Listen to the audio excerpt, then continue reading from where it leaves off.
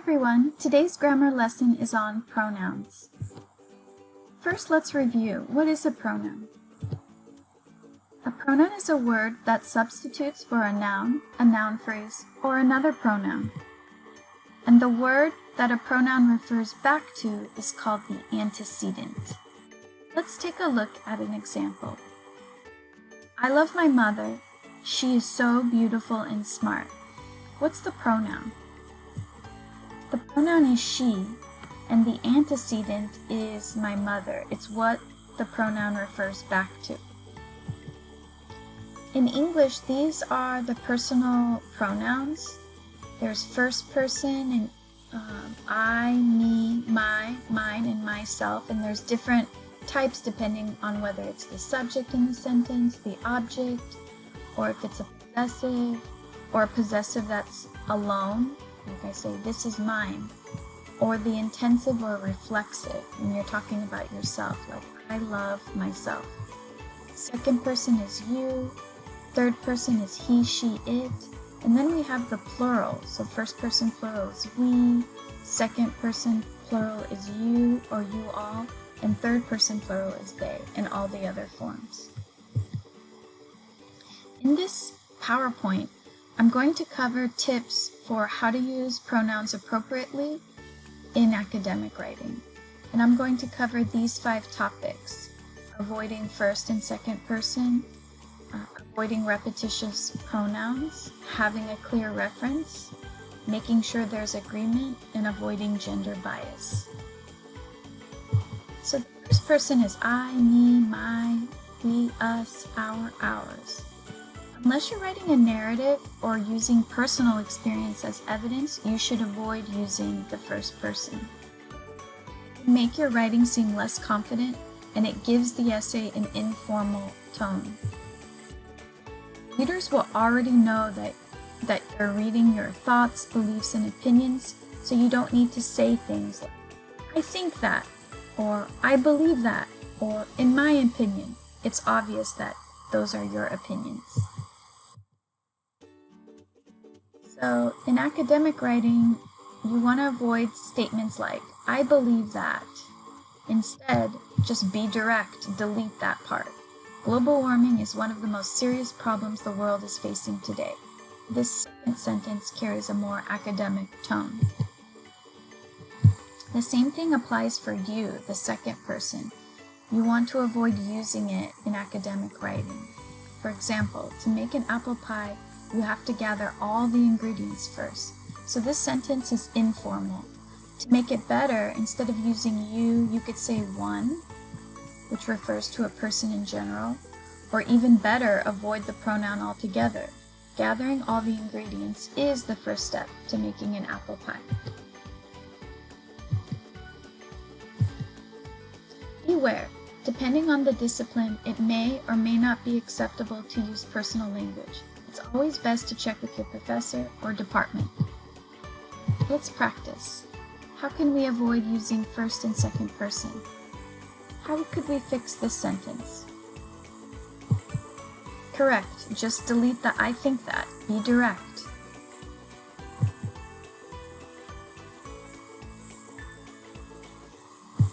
Same in the second one, just delete the first person language, the my, in my opinion, just be direct. In the third one, we have a you. So instead of using a you could say one has. The second issue is repetitious pronouns. Sometimes writers mistakenly add a pronoun immediately after the subject when the pronoun is not needed.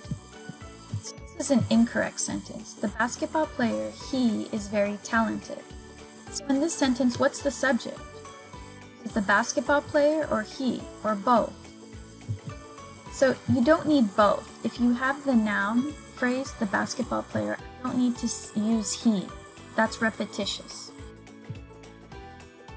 How would you fix this sentence? Comic-Con, it is a very popular event in California. Correct. Cross out the it. You don't need it, and it's repetitious. The third issue is the importance of having clear reference with your pronouns. To use pronouns correctly, you need to make sure that the antecedent, your pronoun reference of the pronoun, is clear to the reader. If the pronoun reference is unclear, the sentence may be confusing. Here's an example.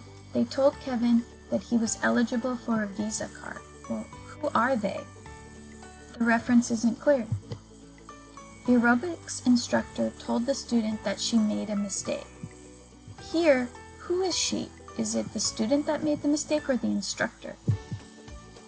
Aaron bought a bowling ball at the garage sale that he enjoyed.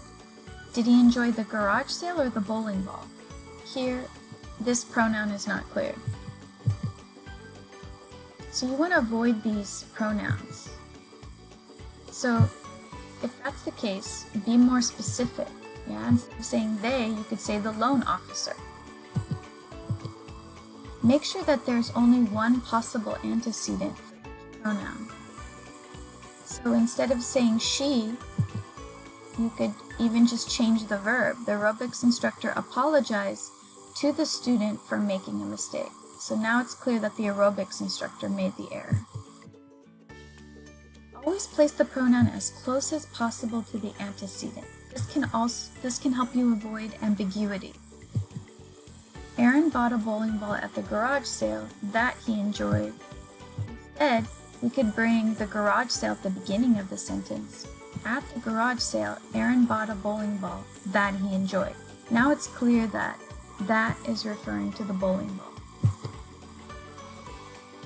The fourth issue is agreement. The pronoun and antecedent should agree in number and gender. The dogs are in its kennels. So these down here are kennels. These are like these little cages. So the dogs is a singular or plural? It's plural, but its is singular. So here we have a mistake with agreement. How could we fix this? You would use their because their is plural, and so it clearly agrees in number with the antecedent. Here's another example.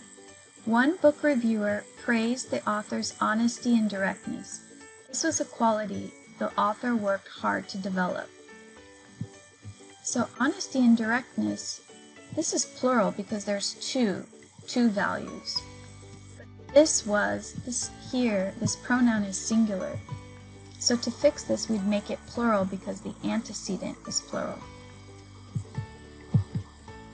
How can we make this agree in number? Louis and Kevin should put his ideas together and come up with a plan of action. Correct. You would need to change it to their so that it agrees with the plural.